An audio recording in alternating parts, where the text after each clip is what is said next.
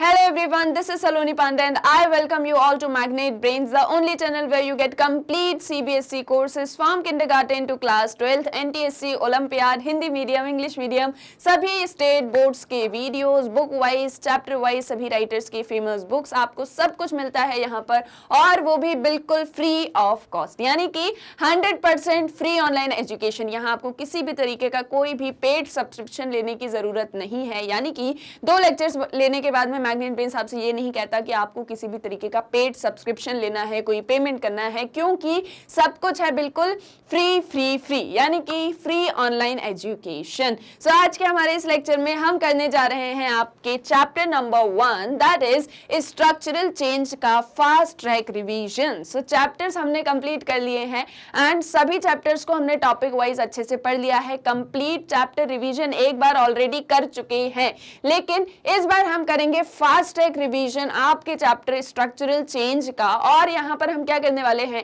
सभी कॉन्सेप्ट्स को जस्ट एक बार फटाफट कर लेंगे रिकॉल, 2x की स्पीड के साथ में चलेंगे, कोई भी बिल्कुल हम इतना सा भी टाइम वेस्ट नहीं करेंगे, जस्ट जो है कॉन्सेप्ट्स को रिकॉल कर लेना है।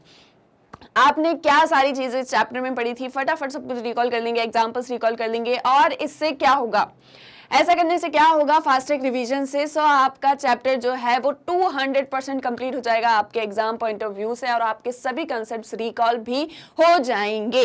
क्लियर है? सो आपको क्या करना है, एक नोटबुक लेके बैठना है, पेन लेके बैठना है, मेरे साथ साथ में नोट्स बनाने हैं, जो भी मैं आपको इंपॉर्टेंट पॉइंट्स बता रही हूँ वो सारे नोट करते हुए चलना है। तो सबसे पहला काम हम देख लें कि इस चैप्टर के अंदर हमने क्या सारी चीजें पढ़ी हुई हैं, एक ओवरव्यू हम देख लें। So it is colonialism, industrialization and urbanization. Structural change हमारे चैप्टर का नाम है। यहाँ पर स्टार्टिंग में ये जो आपकी बुक है that is social change and development in India, ये जब स्टार्ट होती है तो हमने देखा कि किस तरीके से इंडिया में डेवलपमेंट होता है। So India was a colony, ठीक है, इंडिया क्या रहती है, एक कॉलोनी रहती है। तो उस टाइम पे जब ब्रिटिशर्स इंडिया में रूल कर रहे होते हैं तो किस तरह के चेंजेस हमें इंडियन सोसाइटी में देखने को मिलते हैं, क्या चेंजेस आते हैं जब इंडिया इंडिपेंडेंट हो जाता है। तो उसी पूरे कंसेप्ट में, उसी सारे मतलब संदर्भ में जो है हम इस चैप्टर को स्टडी करने वाले हैं और किस तरह के स्ट्रक्चरल चेंजेस आए हैं वो हम पढ़ेंगे। तो सबसे पहले एक चैप्टर का छोटा सा इंट्रोडक्शन हम देखेंगे कि एग्जैक्टली क्या सारी चीजें थी। तो क्या होगा, चैप्टर सारा का सारा रिकॉल हो जाएगा, बट बेसिकली आपने यहाँ सिर्फ 3 जो मतलब टॉपिक्स हैं उन्हें स्टडी किया है, कॉलोनियलिज्म, इंडस्ट्रियलाइजेशन एंड अर्बनाइजेशन। आपका फोकस यही 3 टॉपिक्स होने चाहिए। अब एक इंट्रोडक्शन हम देखें। So India has a long and rich history. India की एक बहुत ही लॉन्ग और एक बहुत ही रिच हिस्ट्री रही है, मतलब उसमें सारी चीजें रही हैं, इंडियन सोसाइटी हो, इंडियन हिस्ट्री हो, इंडियन ज्योग्राफी हो, इंडिया के नेचुरल रिसोर्सेज हो, एक्सेट्रा एक्सेट्रा। और हिस्ट्री की अगर हम बात करें, सो जैसे हमारे यहाँ पर एक बहुत लंबा रूल रहा है ब्रिटिशर्स का, मतलब इंडिया जो है बहुत लंबे समय तक कॉलोनी रही है ब्रिटिशर्स की। इसके अलावा मुगल्स ने इन्वेड किया, किस तरीके से एंशिएंट टाइम्स में कौन से रूलर्स हुआ करते थे। So it has a long and very rich history. अब अगर हम इंडियन हिस्ट्री को डिवाइड करते हैं तो 3 पार्ट्स में डिवाइड करते हैं, ancient, medieval and modern. Basically यहाँ पर अगर हम इंडिया, सिर्फ इंडिया की बात करें तो पास्ट में एंशिएंट टाइम, मतलब जो पास्ट है उसको हम एंशिएंट टाइम से जानते हैं। जो मेडिवल टाइम्स है, मतलब जो मिडिल पीरियड है जिसमें मुगल इन्वेशंस वगैरह होती हैं, वो उस एक टाइम पीरियड से जानते हैं। ये दोनों में ही, मतलब दोनों ही टाइम पीरियड बहुत ज्यादा इंपॉर्टेंट है और इनसे भी ज्यादा अगर कोई चीज इंपॉर्टेंट है तो that is the colonial experience of India. यानी कि इंडिया जो है, मतलब जब हम बोलते हैं कि एक एंशिएंट इंडिया हो गया, एक मेडिवल इंडिया हो गया, एक मॉडर्न इंडिया है, तो वो मॉडर्न इंडिया में जो कॉलोनियलिज्म वाला पूरा एक्सपीरियंस है वो बहुत ज्यादा इंपॉर्टेंट है। वहां से ही इंडिया की मॉडर्निटी जो है वो स्टार्ट होती है। तो इसीलिए इस कॉलोनियल एक्सपीरियंस को जानना बहुत ज्यादा इंपॉर्टेंट है। नाउ अब जो कॉलोनियलिज्म है वो इंडिया में बहुत सारे स्ट्रक्चरल चेंजेस लेकर आता है, जो हमारा चैप्टर है structural changes. So exactly structural changes का मीनिंग क्या होता है, देखो, changes which occur in our social relations and social institutions are known as structural changes. अब वो सभी चेंजेस जो हमारे सोशल रिलेशंस में हो रहे हैं, हमारे सोशल इंस्टीट्यूशंस में हो रहे हैं, that is your structural changes. Secondly, structural change का मतलब क्या होता है, सोसाइटी का जो एक पूरा स्ट्रक्चर है। अब सोसाइटी के स्ट्रक्चर में क्या सारी चीजें आती हैं, सोसाइटी के नॉर्म्स आते हैं, वैल्यूज आते हैं, बिलीफ्स आते हैं, आइडियाज आते हैं, सोशल इंस्टीट्यूशंस आते हैं। ये सोशल इंस्टीट्यूशंस कुछ रूल्स रेगुलेशंस के थ्रू जो है रन होते हैं। तो जब उन रूल्स रेगुलेशंस में चेंज आते हैं, जब चीजें ट्रांसफॉर्म होती हैं फंडामेंटली, जब जो है सोशल रिलेशंस में, जब सोशल इंस्टीट्यूशंस में इन सारी चीजों में चेंजेस आने लग जाते हैं, तब हम बोलते हैं कि इंडिया में क्या हुआ है, स्ट्रक्चरल चेंजेस हुए हैं। The structural changes are long long and permanent. ये जो चेंजेस होते हैं ये लॉन्ग होते हैं और परमानेंट होते हैं। अब आपसे मान लीजिए क्वेश्चन पूछ लिया जाता है व्हाट इज स्ट्रक्चरल चेंज, तो आप बताएंगे चेंजेस जो कि सोशल रिलेशंस में हुए हैं, चेंजेस जो सोशल इंस्टीट्यूशंस में हुए हैं। ये आपको मेरे साथ में सारी चीजें नोट करते हुए चलना है, ठीक है। जो सोशल इंस्टीट्यूशंस में हुए हैं, जो रूल्स में हुए हैं, क्लियर है, जो सोसाइटी के स्ट्रक्चर में हुए हैं, ये सारे चेंजेस कहाँ हुए हैं, सोसाइटी के अंदर हुए हैं। इनमें जब भी चेंजेस आते हैं so that is considered as your structural changes, structural changes. Now these changes are long and permanent in nature, long and permanent in nature. Clear है। सो मान लीजिए क्वेश्चन आगे स्ट्रक्चरल चेंजेस क्या होते हैं, तो आपको पता होना चाहिए कि किस तरह के चेंजेस को हम स्ट्रक्चरल चेंजेस कहते हैं और ये स्ट्रक्चरल चेंजेस किस तरह के होते हैं। क्लियर है, ये आ गया कॉन्सेप्ट समझ में। अब हम आ जाएंगे हमारे नेक्स्ट टॉपिक पे, दैट इज स्ट्रक्चरल चेंजेस जो इंडिया में हुए हैं बेसिकली। अब देखो बहुत सारे चेंजेस हुए हैं, बहुत तरीके के स्ट्रक्चरल चेंजेस हुए हैं, बट इस चैप्टर में हम बेसिकली जो हमारा फोकस है that is on industrialization and urbanization. मतलब कॉलोनियलिज्म होता है तो इंडस्ट्रियलाइजेशन और अर्बनाइजेशन, ये दो मेजर इंपैक्ट हमको सोसाइटी में देखने को मिलते हैं, मेजर चेंजेस हमें सोसाइटी में देखने को मिलते हैं और ये स्ट्रक्चरल चेंजेस के ही अंदर आते हैं। लाइक कोई आपसे क्वेश्चन पूछ लिया what are the examples of structural changes, तो आप उसमें इंडस्ट्रियलाइजेशन अर्बनाइजेशन को बता सकते हैं, दोनों में से कोई एक को जो है एक्सप्लेन कर सकते हैं। हम इस चैप्टर में इन दोनों को ही पढ़ने वाले हैं। अब इन दोनों को समझने से पहले ये जो चेंजेस आए ये किसकी वजह से आए हैं, कॉलोनियलिज्म की वजह से आए हैं। तो सबसे पहले कॉलोनियलिज्म को समझना जरूरी है। कॉलोनियलिज्म क्या है, सबसे सिंपल वर्ड्स में rule by one country over another. सबसे सिंपल लैंग्वेज में कोई एक कंट्री जब दूसरी कंट्री के ऊपर रूल करने लग जाती है, उसको रेगुलेट करने लग जाती है, that is your colonialism. Like for example India है, इंडिया के ऊपर जो ब्रिटिशर्स हैं उन्होंने आके रूल करने स्टार्ट कर दिया, अपना रूल एस्टैब्लिश कर दिया, दैट इज द कॉलोनियलिज्म। लेकिन क्या है कि जो इंडिया है, मतलब इंडिया का जो पास्ट है, जैसे हमने कहा कि India has a long and rich history, India has a long and rich history. अब जैसे मैंने आपसे कहा कि इसमें मुगल इन्वेशंस भी हमको देखने को मिलता है, जो मेडिवल टाइम में पूरे इन्वेशंस होते हैं, साथ ही साथ में एंशिएंट टाइम में भी बहुत सारे रूलर्स होते हैं।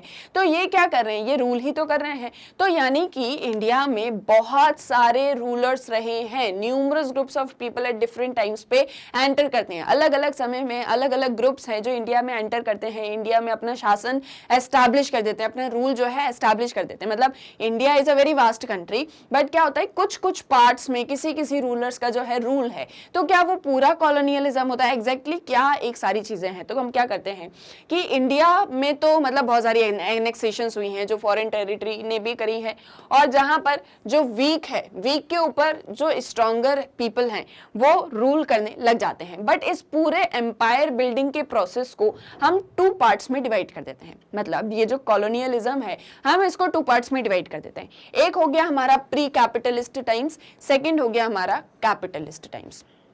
मतलब कि इंडिया में बहुत सारे कॉलोनियल रूलर्स आते हैं, मतलब इंडिया को बहुत बार जो है मतलब रूल किया जाता है, अपने रूल एस्टैब्लिश किया जाता है। तो क्या इंडिया लंबे समय से कॉलोनी ही रहा है, ऐसा नहीं है। दो पार्ट्स में हम जब इसको डिवाइड करते हैं, एक प्री कैपिटलिस्ट टाइम्स मतलब कि जब कैपिटलिज्म स्टार्ट नहीं हुआ था, और एक कैपिटलिस्ट टाइम मतलब कि जहां से कैपिटलिज्म जो है वो स्टार्ट हो रहा है। तो जस्ट सपोज कि यहां से कैपिटलिज्म स्टार्ट हो रहा है, इसके पहले जो है कैपिटलिज्म नहीं हुआ करता था। तो ये हो गया आपका प्री कैपिटलिस्ट टाइम्स, ये हो गया आपका कैपिटलिस्ट टाइम्स। यहाँ हम एग्जांपल लेंगे ब्रिटिशर्स का। अब देखो जो प्री कैपिटलिस्ट टाइम्स में जो कॉलोनियल मतलब कॉलोनी बनाया जाता था, जो कॉलोनियल रूलर्स होते थे, उनका सिर्फ और सिर्फ एक ही मतलब टारगेट होता था, ये एक ही फोकस होता था। वो क्या करते थे, जहां भी वो रूल कर रहे हैं, जैसे फॉर एग्जाम्पल ये कोई पर्टिकुलर एरिया है, इस एरिया में कोई रूलर है और ये यहाँ इस एरिया में रूल कर रहे हैं, तो उनका क्या एक चीज रहती थी कि सबसे पहले उनके पास में वेल्थ बहुत सारी होनी चाहिए। क्लियर है, उनके पास में वेल्थ होनी चाहिए। तो जितना भी यहाँ प्रोडक्शन होता था, डिस्ट्रीब्यूशन, कंजम्पशन, जो भी सारी चीजें हैं उसको वो रेगुलेट करते थे। साथ ही साथ में वहां पर पीस बना रहे, वहां पर सारी चीजें ऑर्डर में हो, सोशल ऑर्डर वहां पर बना रहे, ये सारी चीजों का इंश्योर करना। और साथ ही साथ में इन्हें सिर्फ और सिर्फ मतलब होता था पावर से, पावर इन द सेंस कि ये किंग हैं तो सब इनकी बहुत रिस्पेक्ट करें, सब जो है इनको बहुत मान सम्मान दें, ये जो है पूरी सोसाइटी को बहुत अच्छे से रन करे, करते भी थे। क्लियर है, तो ऐसे मतलब बहुत सारे ऐसे किंग थे जो सिर्फ पावर उन्हें चाहिए, they are the dominant there, मतलब वो जो है वहां पर डोमिनेशन में है और वही सारी चीजों को रूल किया करते थे। जो भी प्रोड्यूस होता था उसका कुछ पार्ट जो है उनको देना पड़ता था। इस तरीके से सारा जो सिस्टम है वो वर्क कर रहा था। लेकिन कैपिटलिस्ट टाइम्स में क्या होता है, इन्हें पावर तो चाहिए ही, साथ ही साथ में जो आपका इकोनॉमिक सिस्टम है ये उस इकोनॉमिक सिस्टम को पूरी तरह से चेंज कर देते हैं, अपने अकॉर्डिंग कर लेते हैं। मतलब here it is all about just political power, okay, but in capitalist times it is about political as well as economic power। ये एक मेजर डिस्टिंक्शन है जो आपको बहुत अच्छे से पता होना चाहिए कि किस तरह का जो है एक सिस्टम यहाँ पर चल रहा है। कैपिटलिस्ट टाइम्स में जो कॉलोनियलिज्म है, प्री कैपिटलिस्ट टाइम में जो कॉलोनियलिज्म होता था that is rule of one country over another, तो वो सिर्फ पॉलिटिकल पावर को लेके होता था। लेकिन कैपिटलिस्ट टाइम्स में it is about economic power. जो कैपिटलिस्ट टाइम्स में कॉलोनीज होती थी वो आपके इकोनॉमिक सिस्टम को भी चेंज कर देती थी। जैसे हम ब्रिटिशर्स की बात करें, ब्रिटिशर्स ने इंडिया को अपनी कॉलोनी बनाया तो वो क्या करते थे उसमें कि जब इंडिया का जो पूरा इकोनॉमिक सिस्टम है, इंडिया की जो पूरी इकोनॉमी है, क्या डिस्ट्रीब्यूशन होगा, क्या कंजम्पशन होगा, क्या प्रोडक्शन होगा, ये सारी चीजें, मनी सप्लाई कैसे होने वाली है, ये सारी चीजें कौन डिटरमाइन करते थे, ब्रिटिशर्स। तो यानी कि political as well as economic power दोनों ही चाहिए। लाइक फॉर एग्जांपल हम ब्रिटिशर्स को देखें कि इंडिया में जो है उन्होंने किस तरह के चेंजेस लेकर आए। Land ownership laws, land ownership कैसी होगी, लैंड कौन ओन करके रख सकता है, कौन उस पर वर्क करेगा, ये सारी चीजें कौन डिटरमाइन कर रहा है, ब्रिटिशर्स। फॉरेस्ट लॉज, जो फॉरेस्ट होंगे, कौन से फॉरेस्ट प्रोटेक्टेड होंगे, कौन से फॉरेस्ट रिजर्व्ड होंगे, कौन से फॉरेस्ट में किस तरीके का प्लांट लगाना है, किस प्लांट इन द सेंस क्या बात कर रहे हैं, इंडस्ट्रीज वगैरह, ये सारी चीजें। सो ये वो डिटरमाइन कर रहे हैं। मैन्युफैक्चरिंग सेक्टर, क्या मैन्युफैक्चरिंग होगी, किस तरह से मैन्युफैक्चरिंग होगी, रॉ मटेरियल कहां से आएगा, ये सारी चीजें कौन डिटरमाइन कर रहा है, ब्रिटिशर्स। सो अल्टीमेटली जो एक बेसिक डिफरेंस है दोनों के बीच में वो क्या है, इकोनॉमी को लेके है। प्री कैपिटलिस्ट टाइम्स में वो आपके इकोनॉमिक सिस्टम के साथ में किसी तरीके का कोई इंटरफेरेंस नहीं करते थे, यानी कि no interference with economic system, no interference with economic system. But यहां पर क्या हो रहा है, इंटरवीनिंग इन इकोनॉमिक सिस्टम, या पूरा का पूरा इकोनॉमिक सिस्टम ही चेंज कर देते हैं। क्लियर है आगे दोनों के बीच का एक बेसिक डिफरेंस क्या होता है। सो इस तरीके से अगर हम देखें तो जो कॉलोनियलिज्म इंडिया में चल रहा था उस एक टाइम पीरियड में इंडिया के पूरे इकोनॉमिक सिस्टम को चेंज कर दिया, पॉलिटिकल सिस्टम को पूरा चेंज कर दिया, इवन इंडियन सोसाइटी को ही पूरा चेंज कर दिया था ब्रिटिशर्स ने। अब हम एक बात करें इंडस्ट्रियलाइजेशन और अर्बनाइजेशन की, तो सबसे पहले हम इंडस्ट्रियलाइजेशन को डिस्कस करने वाले हैं, जस्ट रिकॉल करने वाले हैं सारी चीजों को। सो इंडस्ट्रियलाइजेशन बेसिकली होता क्या है, जहां पर आप अपने साइंटिफिक नॉलेज को यूज करके टूल्स, टेक्नोलॉजीज, मशीन्स, इन सारी चीजों को यूज कर रहे हो। क्या कर रहे हो, साइंटिफिक नॉलेज को यूज करके आप जो है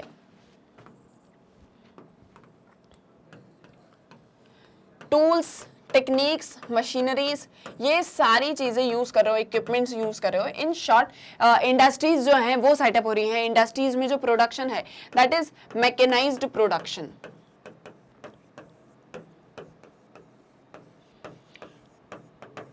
ठीक है, जो पूरा प्रोडक्शन हो गया है वो मशीन्स के थ्रू होने लग गया है, इंडस्ट्रीज एस्टैब्लिश हो रही हैं, जो भी प्रोडक्शन होगा वो इंडस्ट्रीज के अंदर होने वाला है। तो कुछ इस तरीके से इंडस्ट्रियलाइजेशन स्टार्ट होता है। कहां से स्टार्ट होता है, ब्रिटेन से स्टार्ट होता है। 19th सेंचुरी से इंडस्ट्रियलाइजेशन जो है वो पूरा प्रोसेस स्टार्ट होने लग जाता है। अब इस इंडस्ट्रियलाइजेशन का जो इम्पैक्ट है, जो नेचर है, वो इंडिया में लेकिन सेम नहीं था। मतलब कि कहां से स्टार्ट हो रहा है, ब्रिटेन से स्टार्ट हो रहा है, ब्रिटिशर्स का रूल इंडिया में है, तो ब्रिटिशर्स क्या करते हैं, इस इंडस्ट्रियलाइजेशन को पूरा का पूरा इंडिया में लेके आ जाते हैं। लेकिन जो उसके इम्पैक्ट होते हैं इंडिया में वो वेस्टर्न कंट्रीज से डिफरेंट होते हैं। क्यों, क्योंकि इंडिया में उस टाइम पे क्या चल रहा है, कॉलोनियल रूल चल रहा है, और ब्रिटेन तो इंडिपेंडेंट है। तो कुछ इस तरीके से इंडिया में जो उसका नेचर है वो डिफरेंट हो जाता है। Now in industrial societies a large majority of the employed population work in factories, offices और शॉप्स रादर देन एग्रीकल्चर। पहले जब इंडस्ट्रीज नहीं होती थी, इंडस्ट्रियलाइजेशन नहीं हुआ था, तो सारा वर्क फील्ड्स पे होता था।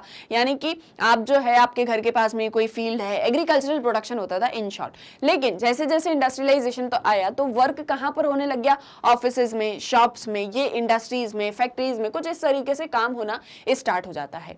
90% जो है पीपल, मतलब कि वेस्टर्न सोसाइटीज के, वो टाउन्स में रहना स्टार्ट कर देते हैं। अब ऐसा क्यों होता है, तो जैसे कि आपने अर्बनाइजेशन का पूरा प्रोसेस पढ़ा हुआ है, इस इंडस्ट्रियलाइजेशन से ही अर्बनाइजेशन स्टार्ट होता है। दो सारी चीजों को साथ साथ में भी अगर समझोगे तो और अच्छे से समझ में आ जाएगा। इंडस्ट्रियलाइजेशन हुआ, इंडस्ट्री सेटअप होगी, कहाँ पर होंगी इंडस्ट्री सेटअप? अब विलेज एरियाज में तो सेटअप हो नहीं सकती, उसके लिए बहुत सारी चीजों की रिक्वायरमेंट होती है, बहुत सारे इनपुट्स की रिक्वायरमेंट है। टाउन्स में, सिटीज में जो है क्या कर दिया, इंडस्ट्रीज को सेटअप कर दिया।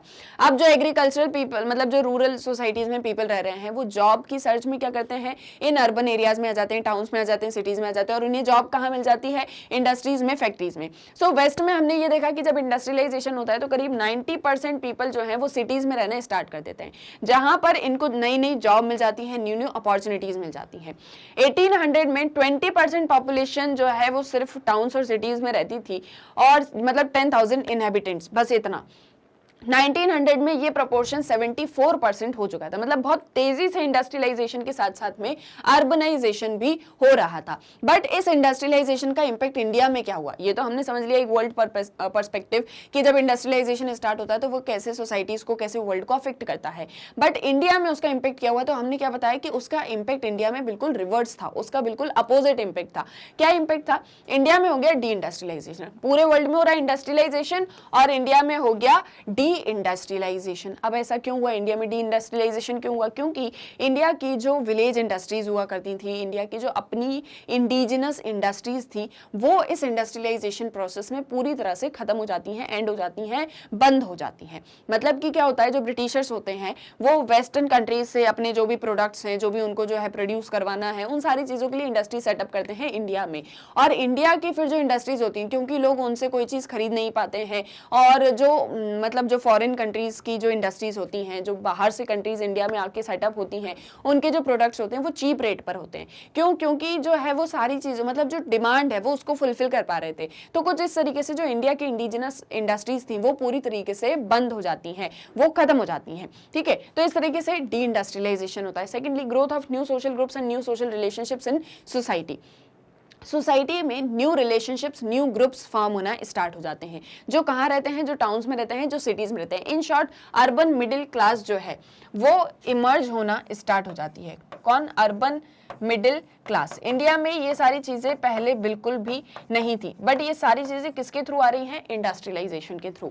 Decline of old urban centres. पहले जो अर्बन सेंटर्स हुआ करते थे, मतलब ऐसा नहीं है कि इंडस्ट्रियलाइजेशन इंडिया में नहीं था तो इंडिया में कोई इंडस्ट्रीज ही नहीं होती थी, या इंडिया जो है वो डेवलप्ड ही नहीं था, इंडिया को पता ही नहीं था कि मॉडर्निटी क्या होती है। इंडिया अपने यूनिक सेंस में डेवलप्ड था। ठीक है, इंडिया में अपने तरीके की इंडस्ट्रीज होती थी, अपने तरीके के सारे जो है प्रोडक्ट्स होते थे जो इंडियन पीपल के लिए जरूरी हैं। कुछ इस तरीके से प्रोडक्शन कंजम्पशन चल रहा था। लेकिन जब इंडस्ट्रियलाइजेशन स्टार्ट होता है, मशीन्स आ जाती हैं, तो इंडिया का एक जो पूरा इंडिजिनस क्राफ्ट है, जो पूरा इंडिजिनस इंडस्ट्रीज हैं, विलेज इंडस्ट्रीज हैं, वो बंद हो जाती हैं, वो एंड हो जाती हैं, डी इंडस्ट्रियलाइजेशन हो जाता है, न्यू सोशल ग्रुप्स इमर्ज होते हैं। जो ओल्ड अर्बन सेंटर्स थे, जो ओल्ड सिटीज थी, वो बंद हो जाती हैं, जहां से ट्रेड होता था उनको बंद करके न्यू सिटीज, न्यू जो है अर्बन सेंटर्स स्टार्ट कर देते। कौन? Britishers. Indian exports decline because of Manchester. Manchester जो है वो कंपटीशन में आ जाता है, जो बहुत अच्छे गुड्स प्रोड्यूस करता था, और उसके जो गुड्स होते थे, जो उसके प्रोडक्ट्स होते थे, वो चीप रेट्स पर मिल जाते थे। तो अब मैनचेस्टर कंपटीशन में आ चुका था, जो कि कम रेट पे अच्छे प्रोडक्ट्स जो है दे रहा है, मतलब अच्छे प्रोडक्ट्स इन द सेंस की बहुत फिनिशिंग के साथ में जैसे कपड़े बन के आ रहे हैं। तो इंडियन पीपल भी, जिनके पास में मतलब पैसे होते थे, नहीं भी होते थे, जो क्योंकि जो रेट्स होते थे, जो प्राइजेस हैं वो बड़े ही कम है, तो वो क्या करते थे, उन सारी चीजों को परचेस करते थे, और जो इंडिया के एक्सपोर्ट्स थे वो डिक्लाइन होने लगे थे। कैसे? जैसे कि ये इंडिया है, इंडिया अभी अपने प्रोडक्ट जो है बाहर दूसरी कंट्रीज में भेज रहा है। रेलवेज क्योंकि डेवलप हो गया था, किसकी वजह से डेवलप हुआ था? तो ब्रिटिशर्स की वजह से रेलवेज डेवलप हो गया था, साथ ही साथ में एक स्टेट से दूसरे स्टेट में अपने प्रोडक्ट्स बेचना। तो इस तरीके से जो एक्सपोर्ट पूरा चल रहा था इंडिया का, वो मतलब डिक्लाइन हो गया था, वो कम हो गया था। अब ऐसा क्यों हुआ? क्योंकि मैनचेस्टर कंपटीशन में आ चुका था, जिसके जो प्रोडक्ट्स थे वो अच्छे थे, और साथ ही साथ में उसके रेट्स भी बहुत कम हुआ करते थे। तो इंडिया के एक्सपोर्ट्स डिक्लाइन हो गए। Decline of cities, Indian cities जो थी वो डिक्लाइन हो गई, और न्यू सिटीज जो है वो इमर्ज हो गई। जो ऑलरेडी एग्जिस्टेड सिटीज थी वो उनको बंद कर दिया गया, और नए ट्रेड रूट्स खोल लिए गए। वो कैसे हुआ वो अभी हम आगे डिस्कस करेंगे। People moving back into agriculture. ये जो न्यू इंडस्ट्रीज थी, ये जो पूरा न्यू सिस्टम था, इन सारी चीजों से कोप अप ना कर पाने की वजह से जो पीपल थे वो वापस से एग्रीकल्चर में जा रहे थे। उन्हें दिख रहा था कि हमारी विलेज इंडस्ट्रीज जो है वो तब पूरी तरीके से बंद हो चुकी हैं, तो अब वापस से एग्रीकल्चर में जाओ, वापस से जो है अपना वही जो हम करते हैं कल्टीवेशन, ये सारी चीजें करना स्टार्ट कर दो। तो कुछ इस तरीके के हमको पॉजिटिव नेगेटिव इम्पैक्ट्स इंडस्ट्रियलाइजेशन के इंडिया में देखने को मिलते हैं। क्लियर है, आगे ये भी यहां तक समझ में। Then role of cities. अब जो हम अभी सिटीज की बात कर रहे थे कि न्यू सिटीज डेवलप हो जाती हैं, ओल्ड सिटीज जो है वो बंद हो जाती हैं, तो ये सारी चीजें कैसे होती हैं? देखो इंडस्ट्रियलाइजेशन हो रहा है, साथ ही पूरे वर्ल्ड में हुआ, इंडिया में इम्पैक्ट हमने देखा कि अपोजिट इम्पैक्ट हमको देखने को मिला। सिटीज की हम बात करें तो सिटीज क्या करती हैं, इकोनॉमिक सिस्टम में बहुत ही एक इंपॉर्टेंट रोल प्ले कर रही होती हैं। जैसे आपने सिटी सेंटर के बारे में पढ़ा हुआ है, आपकी क्लास 11th में भी आपने पढ़ा हुआ है, वैसे भी आप जानते होंगे कि सिटी सेंटर क्या होता है। सिटी का वो सेंटर, सिटी का हार्ट जो कि कोर है, जो कि पेरिफेरी है, जहां से सारा जो है मतलब इंपोर्ट हो रहा है, एक्सपोर्ट हो रहा है, जहां से जो पूरी इकोनॉमी है, जो पूरी सिटी है वो उसको वेल्थ आती है, उसको जो है मतलब ढेर सारे फॉर्च्यून्स उसके लिए रखे हुए होते हैं। तो इस तरह से जो सिटी है वो की इकोनॉमिक सिस्टम मतलब की इकोनॉमिक रोल प्ले कर रही है पूरे इकोनॉमिक सिस्टम में। उनका जो रोल है वो बहुत ज्यादा इंपॉर्टेंट है, इंपोर्ट में भी एक्सपोर्ट में भी, कुछ इस तरीके से। कोस्टल सिटीज जैसे कि मुंबई, कोलकाता, चेन्नई, इनको जो है डेवलप किया जाता है। मुंबई पे भी पोर्ट्स होते हैं, चेन्नई हो गया, कोलकाता हो गया, तो वहां पर जो है पोर्ट सिटीज डेवलप करी जाती हैं, कोस्टल सिटीज जो है वो डेवलप करी जाती हैं। सेंटर ऑफ इंपोर्ट एक्सपोर्ट, यहाँ से सारा इंपोर्ट हो रहा है, सारा एक्सपोर्ट हो रहा है। Expression of global capitalism, global capitalism in the sense कि किस तरीके से जो है आपको ज़्यादा से ज़्यादा प्रॉफिट अर्न करना है, ज़्यादा से ज़्यादा काम करवाना। तो पूरे वर्ल्ड में जो एक कैपिटलिज्म का सिस्टम एस्टैब्लिश हो चुका था वो भी इन सिटीज़ में हमको देखने को मिलता था कि कैसे कैपिटलिज्म जो है वो पूरा वर्क कर रहा है। कलकत्ता जैसे एग्जाम्पल भी दिया है कि कलकत्ता जो है वो डुंडी को जूट एक्सपोर्ट करता था। मद्रास कॉफी, शुगर और इंडिगो डाइज देता था ब्रिटेन को। तो कुछ इस तरीके से इंपोर्ट एक्सपोर्ट चल रहा है, पूरा कैपिटलिज्म का जो सिस्टम है वो हमको देखने को मिल रहा है। न्यू सिटीज इमर्ज हो रही हैं और इन सारी चीजों के थ्रू क्या हो रहा है, ट्रेड जो है वो फ्लरिश हो रहा है। इंडिया का जो ट्रेड है वो फ्लरिश हो रहा है। बट इसके डीमेरिट्स क्या है? ट्रेड फ्लरिश हो रहा है तो इंडिया को शायद बेनिफिट हो रहा होगा, इंडिया की इकोनॉमी जो है वो बढ़ रही होगी, बट नहीं। जो हमने आपसे कहा कि कैपिटलिज्म, ब्रिटिश का जो कैपिटलिस्ट मॉडल था वो क्या कर रहा था, वो इंडिया से रॉ मटेरियल्स लेता था, इंडिया से सारे गुड्स कलेक्ट करता था और ये सारी चीज़ें कलेक्ट करके ये सारा कुछ जो है मतलब कहाँ पर एक्सपोर्ट कर देता था, ब्रिटेन में। ब्रिटेन में फिर उनको यूज़ करके बहुत अच्छे प्रोडक्ट्स बनाए जाते थे, मतलब कि उन्हें तो फ्री में मिल रहे हैं क्योंकि वो इंडिया से लेके चले जाते थे, इंडिया उनकी कॉलोनी थी, और ये सारी चीज़ें ले जाके मतलब इंडिया में इवन बना के ब्रिटेन में उनको सेल आउट करते थे, पूरे वर्ल्ड मार्केट में उनको सेल आउट करते थे। उस पर टैग किसका होता था, ब्रिटेन का, पर उसमें सारी चीज़ें लगी किसकी, इंडिया की। लेबर तक यहाँ की मतलब जो लेबर होता था वो तक इंडिया का होता था। और कुछ इस तरीके से जो है ज्यादा से ज्यादा बेनिफिट कौन कमा रहा था, ब्रिटिशर्स कमा रहे थे, जिसके पास में क्या था, जो कि एक कैपिटलिस्ट थे, जो कि इंडिया को अपनी कॉलोनी बनाए हुए थे। तो इस तरीके से सारा बेनिफिट जा रहा था, जो पूरा इकोनॉमी ग्रो कर रहा था वो किसका कर रहा था, सिर्फ और सिर्फ ब्रिटिशर्स का। क्लियर है। Now industrialization in independent India. अब ये तो हमने इंडस्ट्रियलाइजेशन देख लिया कि एग्जैक्टली इंडस्ट्रियलाइजेशन क्या होता है। इसके बाद में हमने ये भी देख लिया कि इंडिया में उसका क्या इंपैक्ट होता है और सिटीज का क्या रोल था। अब जब इंडिया इंडिपेंडेंट हो गया तब इंडस्ट्रियलाइजेशन कुछ किस तरह मतलब कैसा था इंडिया में, वो एक चीज हम देखने वाले हैं। ठीक है, मतलब कि आफ्टर 1947 हम देखेंगे कि इंडिया में जो है इंडस्ट्रियलाइजेशन किस तरीके से ग्रो करता है। अब जो इंडियन नेशनलिस्ट होते हैं वो बहुत ज़्यादा मतलब ये जो इकोनॉमिक एक्सप्लॉइटेशन पूरा हुआ था, पूरी जो Indian economy, Indian polity, Indian मतलब जो इंडियन सोसाइटी है उसको जो पूरी तरीके से एक्सप्लॉइट कर दिया था ब्रिटिशर्स ने, उस एक चीज़ को लेके उनको बहुत चिंता थी। मतलब वो बहुत ज़्यादा इस बारे में सोच रहे थे कि कैसे अब जो है इंडियन सोसाइटी ग्रो करेगी, कैसे इंडियन इकोनॉमी ग्रो करेगी, हमको पूरी तरीके से एक्सप्लॉइट कर दिया है ब्रिटिशर्स ने, तो हम कैसे वापस से जो है रिजुविनेट होंगे। इस चीज को लेके बहुत ज्यादा चिंता में थे। बट वो ये एक चीज जानते थे कि जो मॉडर्न आइडियाज हैं वो पॉवर्टी को कम कर सकते हैं, वो सारी प्रॉब्लम्स को कम कर सकते हैं। देखो हो क्या रहा था कि जहां वेस्टर्न सोसाइटीज में लिबरलिज्म और इक्वालिटी, फ्रेटर्निटी, ये वाले सारे आइडियाज जो है चलते थे, वहीं इंडिया में मतलब इंडिया को जो है अपनी कॉलोनी बना के रखा हुआ था। लोगों के पास में ना फ्रीडम थी ना राइट्स थे। ये दो चीजें जो इंडियन नेशनलिस्ट हैं उनके माइंड में बहुत ज्यादा चल रही थी। फाइनली जब इंडिया फ्री होती है तो क्योंकि वो मॉडर्न आइडियाज को लेके जानते थे, मतलब मॉडर्न आइडियाज के बारे में जानते थे, तो वो क्या सोचते हैं कि अब हमको इस पॉवर्टी को खत्म करना है, अब हमको इंडियन इकोनॉमी को वापस से फ्लरिश करना है, तो उसके लिए वो क्या एक मतलब क्या एक चीज अडॉप्ट करते हैं। सो इट वाज मतलब ये जो उनका क्वेश्चन था उसका आंसर था रैपिड इंडस्ट्रियलाइजेशन। उनके मन में ये सारे सवाल थे कि कैसे जो है अब वापस से इंडिया ग्रो करेगा, कैसे इंडियन इकोनॉमी फ्लरिश करेगी, तो इसका आंसर था रैपिड इंडस्ट्रियलाइजेशन। वो कहते हैं हम बहुत तेजी से इंडस्ट्रियलाइजेशन करेंगे, हम भी इंडस्ट्री सेटअप करेंगे, हम भी जो है मशीन्स के थ्रू प्रोडक्शन करेंगे, हम हैवी इंडस्ट्रीज को सेटअप करेंगे जो मशीन्स बनाती हैं, हम इस तरह की इंडस्ट्रीज को सेटअप करेंगे और इससे क्या होगा, हमारा जो प्रोडक्शन है, हमारा प्रोडक्शन बढ़ेगा। जब हमारा प्रोडक्शन अच्छा खासा बढ़ेगा तो हम अपने पीपल की नीड्स को फुलफिल कर पाएंगे, उनकी डिमांड्स को फुलफिल कर पाएंगे। जब हम हमारे पीपल की डिमांड्स को फुलफिल कर पाएंगे तो हम उन्हें वर्क भी दे पाएंगे। इस तरीके से पूरी इकोनॉमी ग्रो करेगी। तो रैपिड इंडस्ट्रियलाइजेशन का पाथ वो अडॉप्ट करते हैं जिसमें वो बोलते हैं कि इकोनॉमिक ग्रोथ भी होगी और सोशल इक्विटी भी होगी, यानी कि सोशल इक्वालिटी भी होगी और साथ ही साथ में जो इकोनॉमी है वो ग्रो भी करेगी। इसके लिए क्या होता है, इसके लिए बनती है आपकी नेशनल प्लानिंग कमेटी। अब नेशनल प्लानिंग कमेटी सेटअप होती है 1938 में। अब आप सोच रहे होंगे हम इंडिपेंडेंट तो 1947 में होते हैं, बट क्या होता है ये पहले से ही सेटअप हो जाती है और इनकी प्लानिंग जो है इंडियन नेशनलिस्ट की वो स्टार्ट हो जाती है कि डेवलपमेंटल एजेंडा क्या होगा, किस तरीके का हमारा कॉन्स्टिट्यूशन होगा जब हम इंडिपेंडेंट हो जाएंगे, क्योंकि ब्रिटिशर्स के साथ में जो है एक ऐसा मतलब बात हो जाती है कि अब जो है इंडिपेंडेंस बहुत जल्दी इंडिया को मिलने वाली है। तो 1938 में नेशनल प्लानिंग कमेटी बनती है जिसके चेयरमैन होते हैं जवाहरलाल नेहरू एंड इसके जनरल एडिटर होते हैं के.टी. शाह। सो क्या होता है इस नेशनल प्लानिंग कमेटी के अंदर 29 सब कमेटी होती है जिसे 8 ग्रुप्स में डिवाइड किया जाता है और वो 8 ग्रुप्स डिफरेंट सेक्टर्स पर जो है काम कर रहे होते हैं कि इंडिया को डेवलपमेंट के मतलब तरफ कैसे लेके जाएंगे। सो देखिए वो कौन कौन से होते हैं 8 ग्रुप। सबसे पहले agriculture and other sources of primary production, यानी एग्रीकल्चर फोकस्ड है। Industries other sources of secondary sources of production, मतलब इंडस्ट्रीज पर focus. Human factors labour and population, labour population in पर फोकस करना। एक्सचेंज और फाइनेंस पर फोकस करना, money से रिलेटेड, बैंक से रिलेटेड।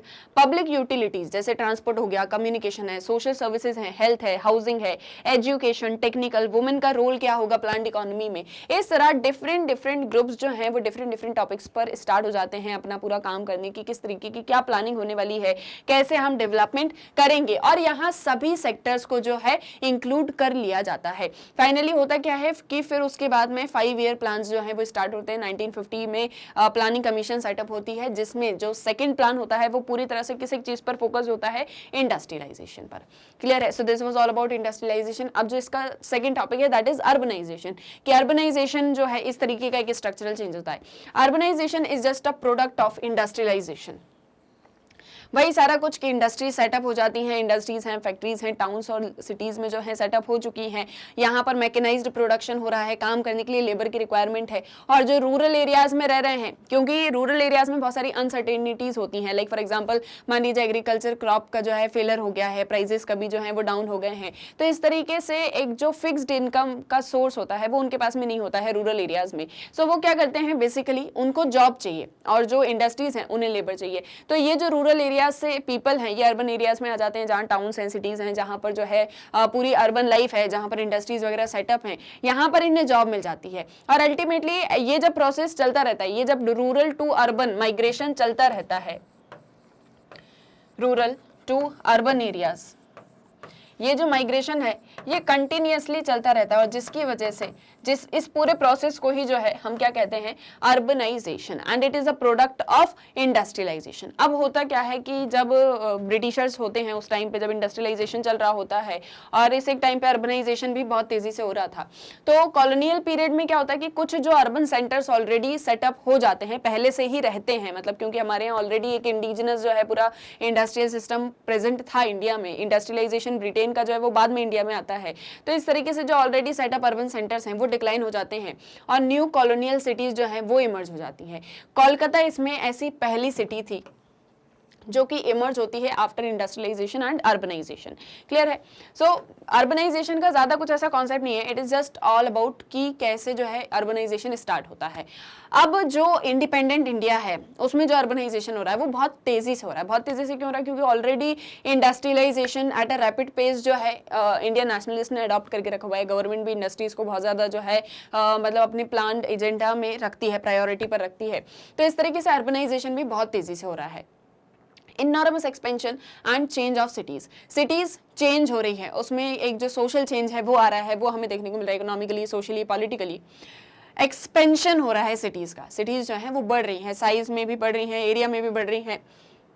21st सेंचुरी की हम बात करें तो smart city program that is started by government of India, तो ये एक प्रोग्राम जो है इसको लॉन्च किया गया है कि जो सिटीज हैं, जो अर्बन लाइफ है, उसमें सभी तरह की फैसिलिटीज पीपल के पास में होनी चाहिए, लाइक हाउसिंग भी हो, एजुकेशन भी हो, हेल्थ भी हो, सैनिटेशन भी हो, इसके अलावा जो है मतलब और भी जो बेसिक कम्युनिटीज होती हैं वो सारी चीजें प्रोवाइड करना। तो कुछ इस तरीके से ये जो एक एजेंडा है गवर्नमेंट का ये चलता रहता है। स्मार्ट सिटी उससे थोड़ा डिफरेंट कंसेप्ट है, बट यही सारी चीजें कि ज्यादा से ज्यादा फैसिलिटीज जो है वो हमको पीपल को प्रोवाइड करनी है।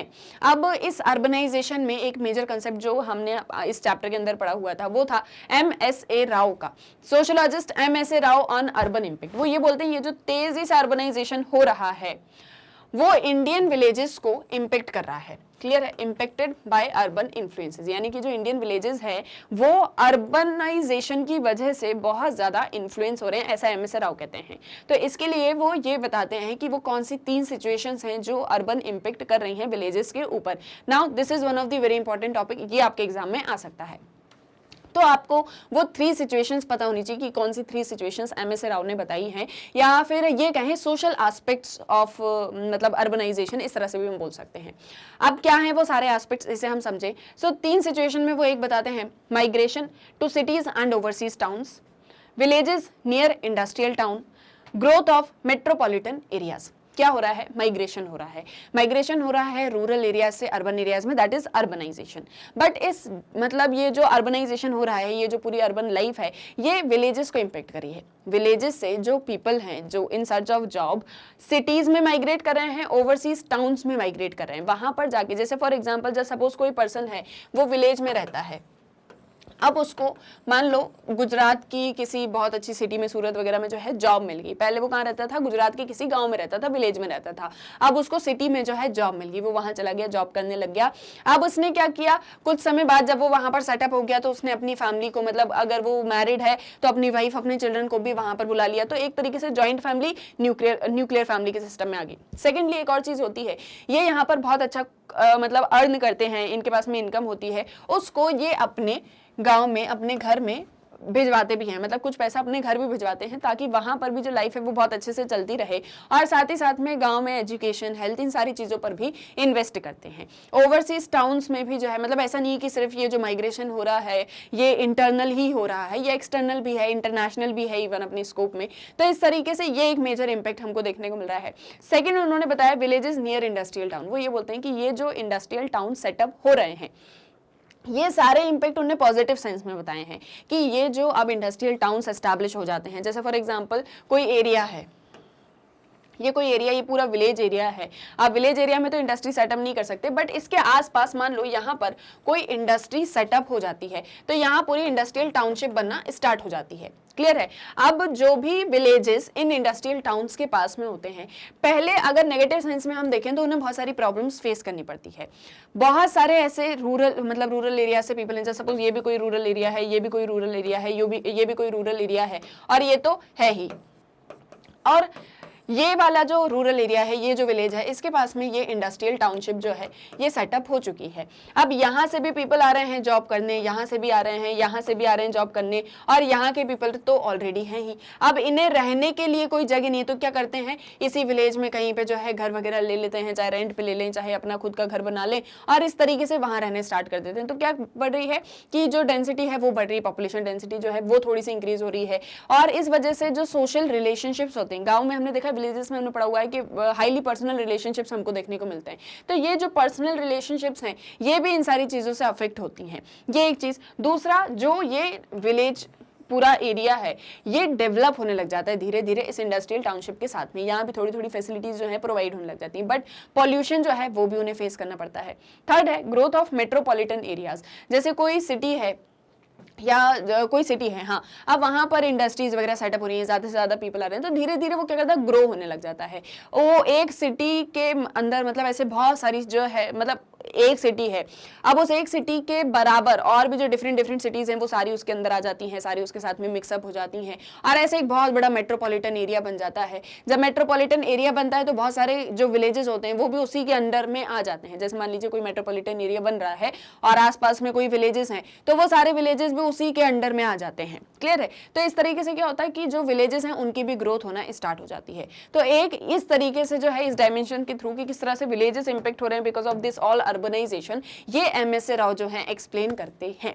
क्लियर है? आए यहाँ तक समझ में? आई होप ये चैप्टर आपको अच्छे से क्लियर हो गया होगा। एक जो हमने रिवीजन बहुत अच्छे से कर लिया इस चैप्टर का वो आपको अच्छे से क्लियर हो गया होगा। जो भी हमने पढ़ा कि जो सारी चीजें आपने यहाँ पढ़ी कि कॉलोनियलिज्म बेसिकली क्या होता है, कॉलोनियलिज्म, इंडस्ट्रियलाइजेशन और अर्बनाइजेशन, ये जो दो इम्पैक्ट, दो स्ट्रक्चरल चेंजेस इंडिया में होते हैं वो क्या होते हैं। इसके बाद में जब इंडिया इंडिपेंडेंट हो जाता है तब अर्बनाइजेशन और इंडस्ट्रियलाइजेशन दोनों का एक क्या मतलब किस तरीके का एक सिस्टम इंडिया में ये रहता है। एमएसए राव का क्या व्यू पॉइंट था, कौन कौन सी सिटीज जो हैं वो डेवलप हो जाती हैं। तो एग्जांपल्स के साथ में आपको ये सारी चीजें अच्छे से याद होनी चाहिए। आई होप आपको चैप्टर अच्छे से समझ में आ गया हो। अब देखो बस एक और चीज, द टी प्लांटेशन हमने पढ़ा कि यहाँ पर एक एग्जाम्पल दिया था बहुत अच्छा कि टी प्लांटेशन के थ्रू बताया गया था कि किस तरह से सारा एक्सप्लॉयटेशन जो ब्रिटिशर्स हैं वो करते हैं। टी प्लांटेशन 1851 से स्टार्ट होता है आसाम से। Britishers exploited Indian people and resources. Britishers क्या करते हैं, जो इंडियन पीपल हैं और रिसोर्सेज को किस तरह से एक्सप्लॉयट करते हैं वो सारा कुछ यहाँ आपको देखने को मिलता है। क्या होता है, जो टी प्लांटेशन होता है उसमें लेबर्स को लेके आया जाता है, जबरदस्ती भी उनसे काम करवाया जाता है। वर्स्ट वर्किंग कंडीशंस में और हार्श मेजर्स जो हैं वो लेबरर्स के अगेंस्ट में लिए जाते हैं जिसमें वो काम कर रहे होते हैं। जनरली होता क्या है, जो प्लांटर्स होते हैं वो मतलब वहाँ पर कंडीशंस इतनी बुरी होती हैं टी प्लांटेशंस में कि कोई भी काम करने को रेडी नहीं होता। तो ब्रिटिशर्स बोलते हैं, मतलब गवर्नमेंट उनसे बोलती है कि आप या तो लोगों को ज़्यादा सैलरी दीजिए या उनको अच्छे जो है यहाँ पर इम्यूनिटीज़ दीजिए जिसकी वजह से वो लोग आए यहाँ पर। बट प्लांटर्स ऐसा कुछ भी देने के लिए अग्री नहीं कर रहे थे। तो वो क्या बोलते हैं गवर्नमेंट से कि आप एक एक्ट बना दो। एक्ट कौन सा बना दो, transport of native labourers act of 1863, जिसमें जो भी रिक्रूटमेंट होगा, जो भी सारा कुछ रिक्रूटमेंट होगा उसके अंदर आप जो है कभी भी उस जॉब को छोड़ के नहीं जा सकते हो और जो भी लेबरर्स होंगे वो एकदम से ऐसे क्विट नहीं कर सकते हैं, वो जॉब छोड़ के जा नहीं सकते हैं, वैसे ही उनको वहाँ पर काम करना होगा। तो कुछ इस तरीके से वर्स्ट वर्किंग कंडीशंस में, हार्श मेजर्स में जो लेबरर्स हैं वो काम कर रहे होते हैं और बहुत ही बुरी कंडीशंस उनके साथ में हो रही होती हैं। और धीरे धीरे जो है कब, जब इंडिपेंडेंस के बाद में इसमें चेंजेस लेके आ जाते हैं, इसमें सुधार लेके आया जाता है। क्लियर है? आ गया ये भी समझ में? सो अब जो है आपका चैप्टर नंबर 1 पूरी तरह से कंप्लीट है। इसका हम कंप्लीट चैप्टर रिवीजन भी कर चुके हैं, कंप्लीट हर एक टॉपिक का जो है डिस्कशन भी हम कर चुके हैं। Each and every topic discussed in detail, वो लेक्चर्स भी आपको मिल जाएंगे, कंप्लीट चैप्टर रिवीजन भी आपको मिल जाएगा, एनसीईआरटी सॉल्यूशंस भी आपको मिल जाएंगे, इस चैप्टर का टेस्ट पेपर सोल्यूशन भी आपको मिल जाएगा जिसमें हमने इस चैप्टर से किस तरह के क्वेश्चंस आ सकते हैं वो सारा कुछ भी पढ़ रखा है। साथ ही साथ में फास्ट ट्रैक रिवीजन, यानी कि एक बार अगर कॉन्सेप्ट्स को रिकॉल कर लेना है, जस्ट पता सब कुछ है पर एक बार रिकॉल करने के लिए कि और अच्छे से याद रहे, तो फास्ट ट्रैक रिवीजन लेक्चर भी आपके लिए कंप्लीट है। आई होप आप कोई भी डाउट नहीं होगा। स्टिल कोई भी डाउट है तो आप कमेंट सेक्शन में पूछ सकते हैं ना। All the very best for your exams. बस एक काम और कर लेना है, क्या करना है कि अपने फ्रेंड्स को, अपने रिलेटिव्स को, जरूरतमंदों को ये बताना है कि मैग्नेट ब्रेन्स का जो है हिंदी मीडियम चैनल भी स्टार्ट हो चुका है और यहाँ भी आपको हिंदी मीडियम में सभी लेक्चर्स मिलेंगे, सभी बुक्स के कंप्लीट कोर्स मिलेगा और वो सब कुछ भी बिल्कुल फ्री ऑफ कॉस्ट। तो सभी को बताइए, जिनको भी इन सारी चीजों की जरूरत है उन्हें बताइए, that is magnet brains Hindi. और अब अगर आपको ये वीडियो पसंद आया है तो इसको लाइक करिए, शेयर करिए और चैनल को सब्सक्राइब करना मत भूलिएगा। आपकी सुविधा के लिए आपको सभी लेक्चर्स जो है, कंप्लीट कोर्स जो है मैग्नेट ब्रेन्स की वेबसाइट पर मिल जाएगा, दैट इज www.magnetbrains.com। वहां पर आपको जो है class wise, book wise, chapter wise सभी लेक्चर्स बहुत अच्छे से सॉर्टेड फॉर्म में मिल जाएंगे। आपको कोई प्रॉब्लम नहीं होगी उसे ढूंढने में। साथ ही साथ यूट्यूब पर तो आपको लेक्चर्स मिल ही रहे हैं, अब आपको चाहिए मैग्नेट ब्रेन्स का ऐप, तो प्ले स्टोर से आप उसे भी डाउनलोड कर सकते हैं। अब हम मिलेंगे हमारे नेक्स्ट वीडियो लेक्चर में, तब तक के लिए अपना ध्यान रखिए। Thank you very much.